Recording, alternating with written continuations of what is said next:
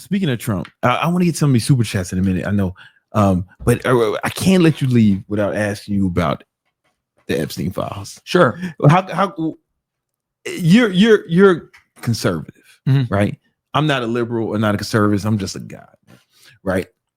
So I'm conservative about some things. I'm liberal about other things, right? Like I love guns, but I wish more people would get abortions. You know what I'm saying? I see.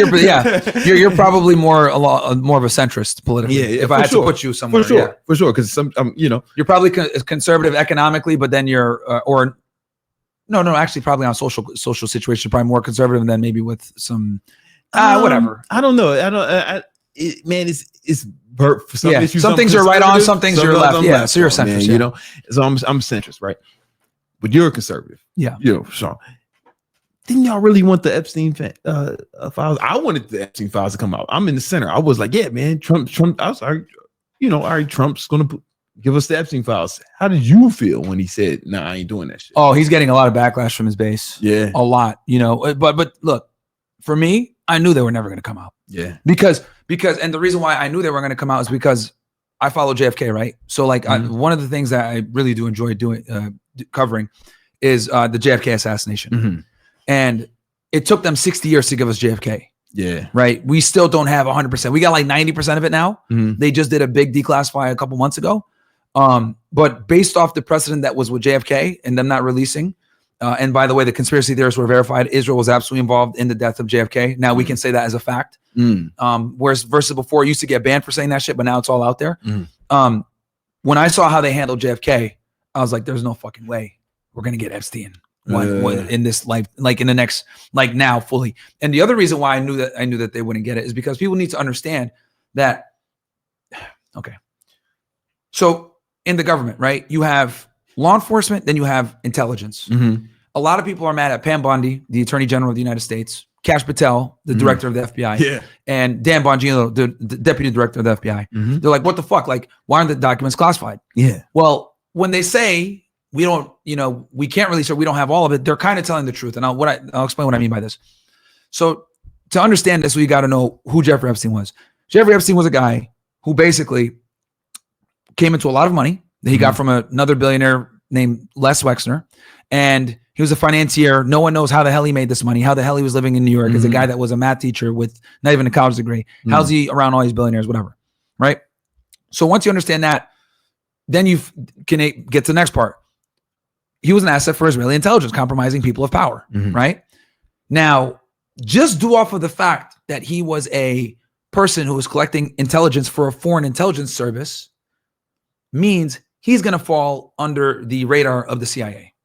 The CIA deals with all foreign intelligence. The FBI deals with domestic intelligence.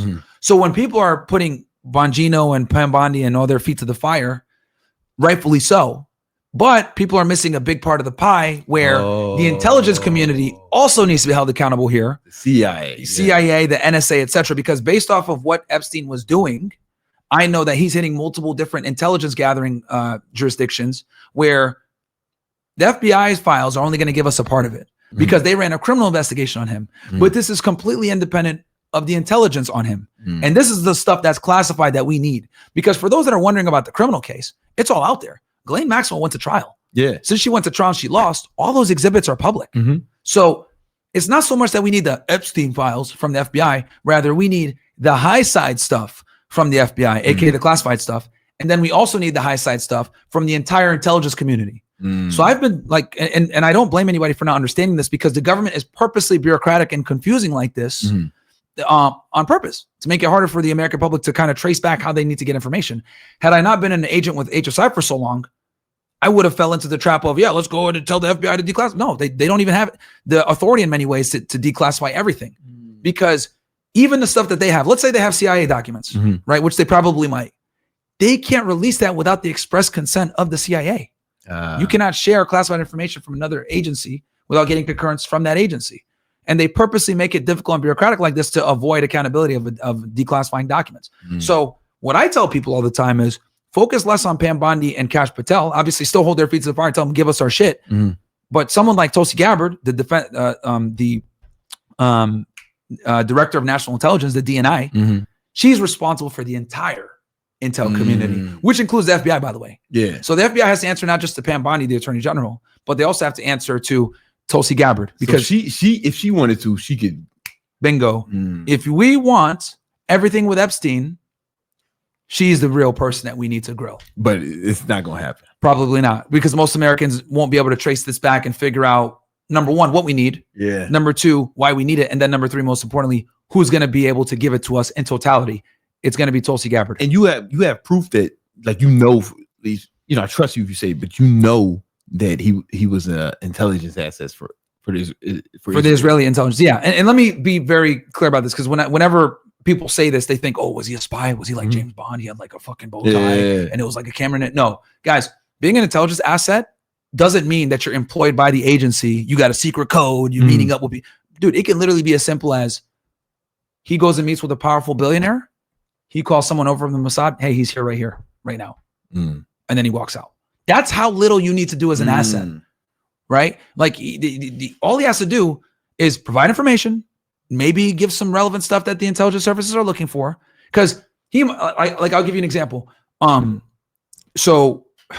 Listen, I definitely believe you, because the first time he got on trial, first time he was trial for like molesting like fucking 100 people. Yeah, he got like probation. Yeah, remember, like it's unheard of. Yeah, like the way he's been able to avoid detection for so long and shit. Like that had to come from somewhere, right? 100%. Don't happen. Like the attorney, the United States attorney from like down here in Miami, was a guy named Acosta back then.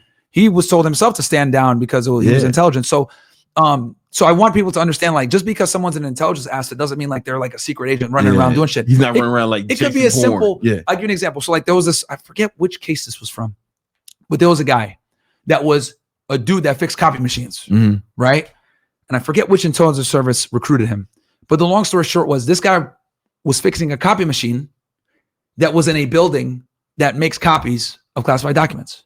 So they recruited this guy to go in there and fix the copy machine, but also be able to make like a copy of everything that's being made a copy by the agency. So now all of a sudden, what is this copy machine fucking repair guy an asset now all of a sudden? Technically he is.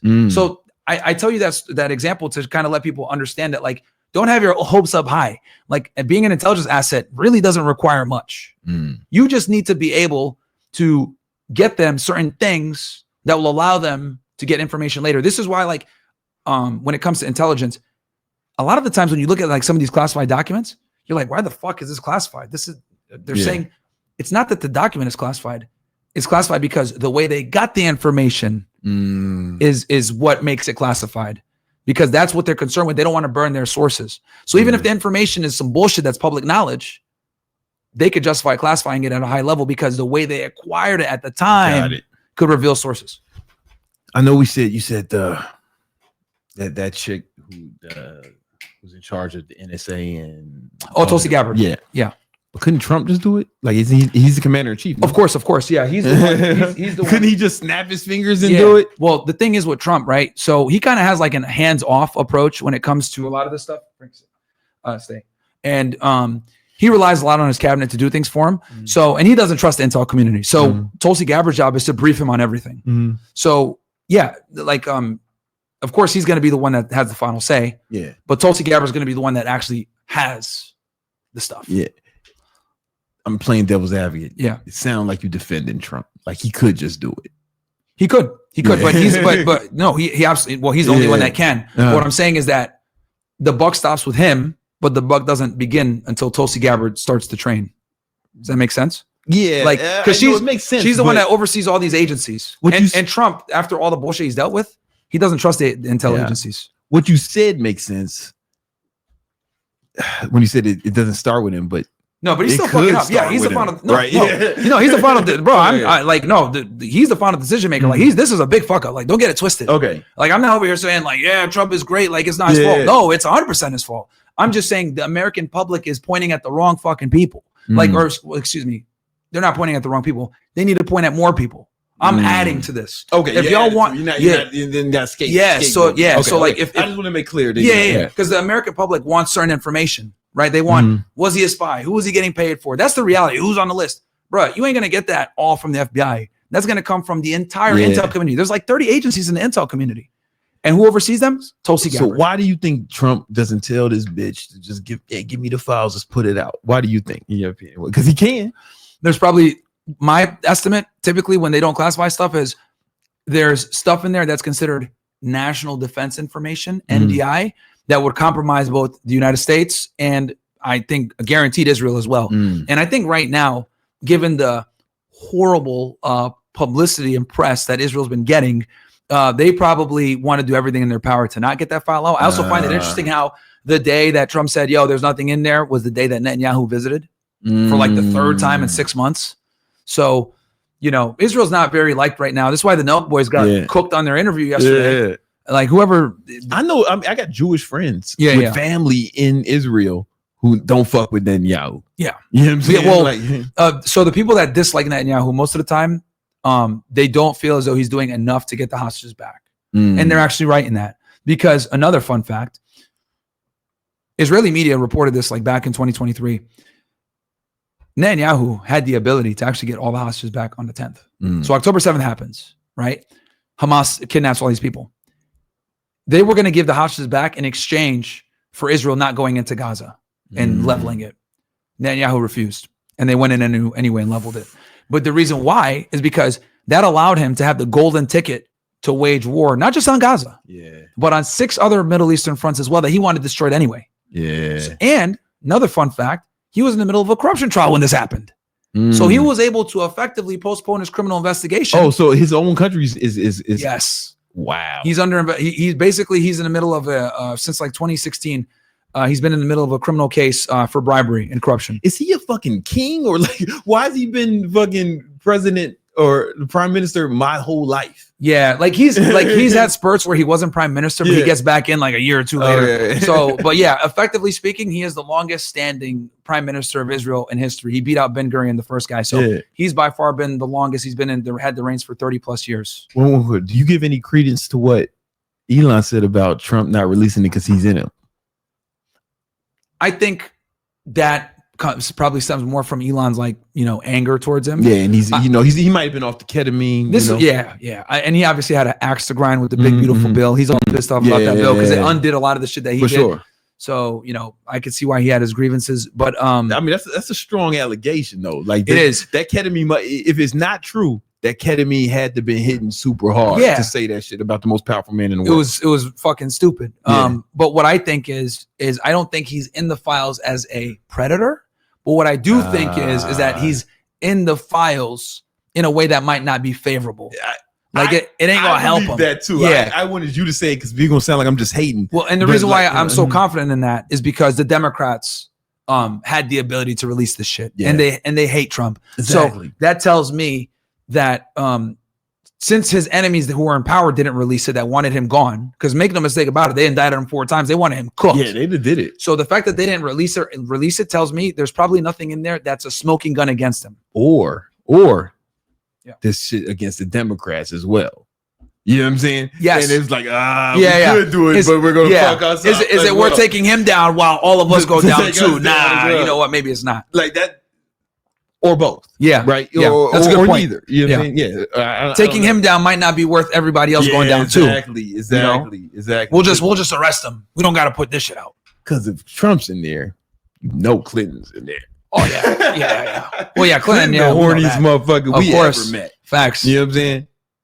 Bro was getting BJs in the White House. I respect it. Him and Kennedy were womanizers, hardcore womanizers. Yo, man, Kenny was sneaking bitches into the White House too. Kennedy was a wild motherfucker, man. He was on all types of drugs the whole time. You heard I didn't know he used drugs too, bro. There's a book I read called I'll send you the title. We're talking about JFK, not RFK, right? Because RFK had a drug problem. I'm talking about JFK. Okay, RFK Jr. Like doctors come into him like it was like medical shit, but they was like giving him too much. Similar,